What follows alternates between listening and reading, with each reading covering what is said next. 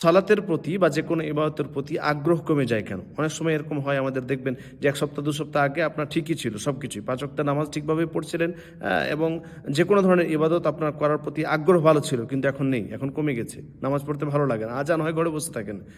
আগে কিন্তু একদম আজান হওয়ার সঙ্গে সঙ্গে মসজিদে আসতেন, কিন্তু এখন সেটা হয় না। কেন?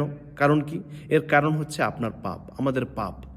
পাপ মানুষের ঈমান কমজোর করে দেয়। যত বেশি আপনি পাপ করবেন, যত বেশি আপনার থেকে পাপ হবে, পাপের সংখ্যা যত বাড়বে তত ঈমান কমজোর হয়ে যাবে। আর ঈমান কমজোর হলে ইবাদতের প্রতি আগ্রহ কমে যাবে। আর আপনি যত ভালো কাজের সাথে যুক্ত থাকবেন, যত সৎ আমলের সাথে যুক্ত থাকবেন, যত বেশি ভালো কাজ করবেন, তত আপনার ঈমান মজবুত হবে। আর ঈমান মজবুত হলে ভালো কাজের প্রতি আগ্রহ বাড়বে এবং সে ভালো কাজটি করতে আরও ভালো লাগবে। ৫ ওয়াক্তের সালাত আপনি পড়েন, তৃপ্তি যেরকম পাচ্ছেন, যেরকম ভালো লাগছে, যেরকম আগ্রহের সাথে আপনি সালাত পড়ছেন, এটা যদি আরও বাড়াতে চান, তাহলে বিভিন্ন ধরনের যে সৎ আমল রয়েছে, জিকির আজগার রয়েছে, দোয়া দুরুদ রয়েছে এবং ভালো কাজ রয়েছে, সেগুলো আরও বাড়িয়ে দেন।